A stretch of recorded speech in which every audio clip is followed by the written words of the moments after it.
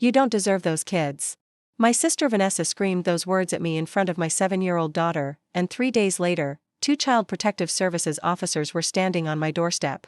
But what Vanessa didn't know, what none of them knew, was that I had been quietly collecting evidence for 11 months. And when the judge finally looked up from her paperwork and asked my sister one simple question, the entire courtroom went silent. Before I tell you how it all unraveled, take a moment to subscribe and comment below where you're watching from. This story might just change how you see family, betrayal, and the lengths a mother will go to protect her children. My name is Melissa Turner.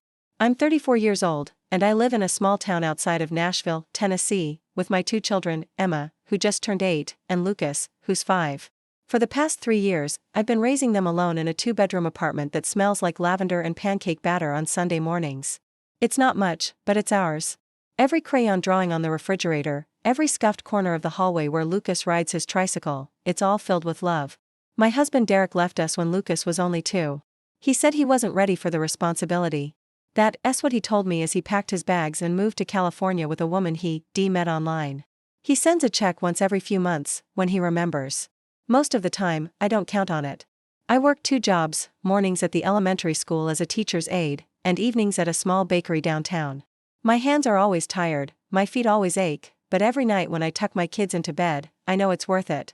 Vanessa, my older sister by 4 years, never approved of my life. She married well, a real estate developer named Gregory who bought her a 5-bedroom house with a pool in the suburbs of Atlanta. She drives a white Mercedes, wears designer clothes, and posts pictures of her perfect life on social media every single day. Her 2 children, Brandon and Olivia, attend private school and take violin lessons. On the surface, Vanessa has everything. But underneath all that polish, my sister has always been hollow. Growing up, Vanessa was our mother's favorite. She was the pretty one, the smart one, the one who would make something of herself. I was the afterthought, the quiet girl who liked to read books in the corner and bake cookies with our grandmother. When Grandma Eleanor passed away and left me her antique jewelry collection instead of Vanessa, something cracked inside my sister. She never forgave me. And when I married Derek, who, at the time, was a promising young architect, Vanessa's jealousy only grew. It didn't matter that my marriage fell apart. It didn't matter that I struggled. What mattered to Vanessa was that I had been chosen over her, even once, and she never forgot it. The trouble started last Thanksgiving. I had driven 4 hours to Atlanta with Emma and Lucas to spend the holiday with my family. My mother, Patricia, had invited everyone, Vanessa's family, my Uncle Robert, a few cousins. The house smelled like roasted turkey and cinnamon candles. For a moment, I let myself believe it would be a good day. It wasn't. During dinner, Emma accidentally knocked over a glass of cranberry juice. It splashed across the white tablecloth and dripped onto Vanessa's designer handbag sitting on the floor nearby. The bag probably cost more than 3 months of my rent. Vanessa's face twisted. "Are you serious right now?" she snapped, grabbing her bag. "I'm sorry, Aunt Vanessa," Emma whispered, her little eyes filling with tears. "Sorry doesn't fix a $2,000 bag." Vanessa glared at me. "Can't you control your children, Melissa? This is exactly why I didn't want them here." The table went quiet. My mother looked down at her plate. No one defended me. No one defended my daughter. I stood up slowly, my hands shaking. "Emma, Lucas, get your coats. We're leaving." Vanessa laughed coldly. "Running away? Typical. You've always been weak, Melissa. That's why Derek left you. That's why you're living in that pathetic little apartment. You're a terrible mother, and everyone knows it." I felt like I'd been slapped. But I didn't cry. I took my children's hands and walked out the door without looking back. The 4-hour drive home was silent except for Lucas asking, "Mommy, why was Aunt Vanessa so mean?" I didn't have an answer.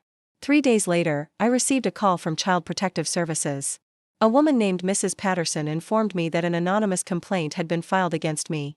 The allegations were horrifying: neglect, unsafe living conditions, emotional abuse.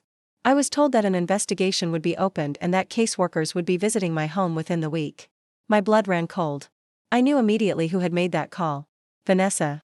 For the next 2 weeks, I lived in a state of constant terror. Every knock on the door made my heart stop. Every phone call felt like a death sentence. The caseworkers came twice. They inspected my apartment, interviewed Emma and Lucas separately, and reviewed my financial records. I showed them everything: the kids' school reports, their medical records, photos of birthday parties and family outings. I had nothing to hide. After their second visit, Mrs. Patterson sat down with me at my kitchen table. Her face was kind but cautious.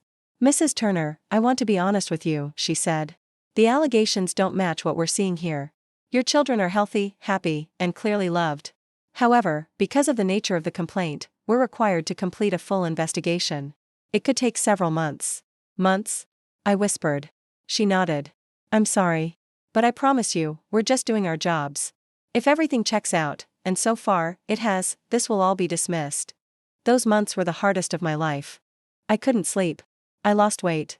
Every time Emma or Lucas had a bruise from playing at the park, I documented it with photos and notes, terrified that someone would twist it into something sinister. I started recording conversations with my family, my mother, my uncle, anyone who might be feeding information to Vanessa. I didn't trust anyone anymore. And then, something unexpected happened. My mother called me one evening in February. Her voice was shaky, different from her usual cold detachment. Melissa, she said, I need to tell you something about your sister. I almost hung up. I was so tired of the drama, so exhausted from fighting. But something in her voice made me listen. Vanessa has been lying, my mother continued. About a lot of things. Gregory's business is failing. They're hundreds of thousands of dollars in debt. She's been borrowing money from everyone, your uncle, your cousins, even me. She told me not to say anything, but I can't stay quiet anymore.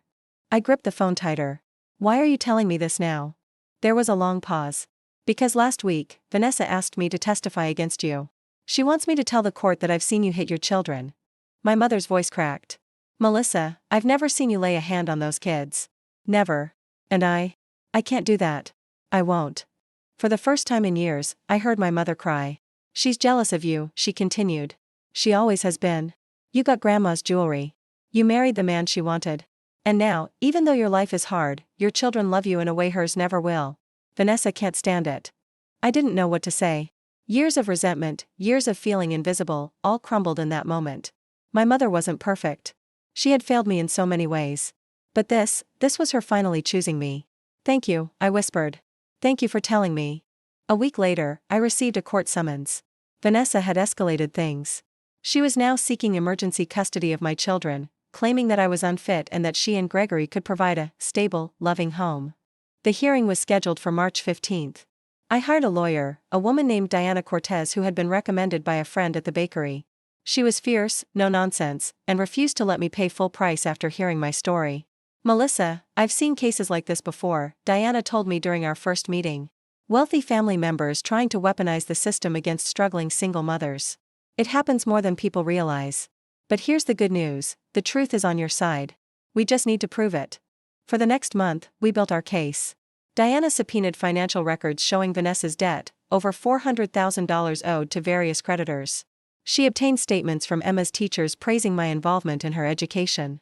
She gathered character witnesses, my neighbors, my coworkers at the bakery, even the caseworker who had initially investigated me. But the most powerful piece of evidence came from an unexpected source. 2 days before the hearing, my phone buzzed with a message from an unknown number. It was a video. I pressed play, and my jaw dropped. The video showed Vanessa at a dinner party, wine glass in hand, laughing with her friends. One of them asked, "So how's the whole custody thing going?" Vanessa smirked. "Oh, it's perfect. That idiot sister of mine doesn't stand a chance. I've got my mother ready to lie on the stand, and the CPS report is damaging enough. By the time I'm done, I'll have those kids and whatever's left of grandma's jewelry." Another woman laughed. "You're evil, Vanessa." "I'm strategic," she corrected, raising her glass. Melissa had her chance to be somebody. Now it's my turn to take what's mine. The video was sent anonymously, but I later learned it came from one of Vanessa's so-called friends, a woman named Danielle who had grown disgusted by my sister's behavior. Danielle had secretly recorded the conversation and couldn't live with herself knowing what Vanessa was planning. The day of the hearing arrived. The courtroom was small and cold, filled with fluorescent lighting and the faint smell of old paper. Vanessa sat at one table with her expensive lawyer, dressed in a navy blue suit that probably cost more than my car. Gregory sat behind her, stone-faced. I sat at the other table with Diana, wearing a simple gray dress I'd borrowed from a friend. Behind me sat my mother, who had driven 4 hours to be there, along with my coworkers from the bakery and several of my neighbors. Emma and Lucas were with a trusted friend. I didn't want them anywhere near this circus. Judge Catherine Monroe presided over the case. She was in her 60s, with silver hair pulled back in a tight bun and reading glasses perched on her nose. She had a reputation for being fair but ruthless when it came to people who wasted her time. The hearing began with Vanessa's lawyer presenting the allegations: neglect, unsafe conditions, emotional harm. He painted a picture of a struggling single mother who couldn't provide for her children. He referenced the CPS complaint and produced doctored photos of my apartment that made it look cluttered and dirty. Then it was Diana's turn. She stood up calmly and approached the bench. Your Honor, before I present our evidence, I'd like to submit a video recording that was provided to my client 2 days ago. Vanessa's lawyer objected, but Judge Monroe allowed it. The courtroom watched in silence as the video played on a small screen. Vanessa's smirking face filled the frame. Her words echoed through the room, that idiot sister of mine doesn't stand a chance. I'll have those kids and whatever's left of Grandma's jewelry. When the video ended, Vanessa's face was white as paper. Gregory looked like he wanted to disappear into the floor. Judge Monroe removed her glasses and looked directly at Vanessa. Her voice was calm but sharp as a blade. Mrs. Harrington, do you know what perjury means? Vanessa's mouth opened, but no sound came out. Perjury, the judge continued, is the act of lying under oath. It is a criminal offense. And based on what I've just seen and heard, I have serious concerns about the credibility of every single claim you've made in this courtroom. Diana then presented our evidence, the financial records showing Vanessa's crushing debt, the statements from Emma's teachers, the glowing reviews from the CPS caseworkers, and the testimony of my neighbors and co-workers. One by one, every allegation was dismantled. Then my mother took the stand. She looked small and frail, nothing like the cold woman who had ignored me for years. Her voice shook as she spoke. Your Honor, I'm ashamed to admit that my older daughter asked me to lie today. She wanted me to say that I'd seen Melissa hurt her children. Tears streamed down her face. But that's not true. I've never seen Melissa be anything but a loving, devoted mother. And I haven't been a good mother myself. But I'm trying to make it right. She looked at me from the witness stand. Melissa, I'm so sorry. For everything. I couldn't stop my own tears. Judge Monroe called a brief recess. When we returned, she delivered her ruling. After reviewing all evidence and testimony, I find no credible basis for the allegations against Mrs. Melissa Turner. The petition for emergency custody is denied. Furthermore, I am referring this matter to the District Attorney's office for investigation into potential perjury and filing of false reports. She turned to Vanessa. Mrs. Harrington, I strongly suggest you retain a good criminal defense attorney. You're going to need one. Vanessa burst into tears. Gregory stormed out of the courtroom without looking back. I sat there in shock, Diana's hand on my shoulder. You did it, she whispered. It's over. But it wasn't just over. It was the beginning of something new. In the months that followed, Vanessa was charged with filing a false CPS report, a misdemeanor in Tennessee that carried up to a year in jail. She ultimately pleaded guilty and received probation, community service, and mandatory counseling. Gregory filed for divorce shortly after. Apparently, he hadn't known about the extent of her debts or her scheme against me. My mother and I started talking more. It's not perfect, 40 years of distance doesn't heal overnight. But she calls every Sunday now, asks about Emma and Lucas, and even drove up for Emma's 8th birthday party. She brought a cake she'd baked herself. It was lopsided and too sweet, but Emma said it was the best cake she'd ever had. As for me, I'm still working 2 jobs. I'm still tired.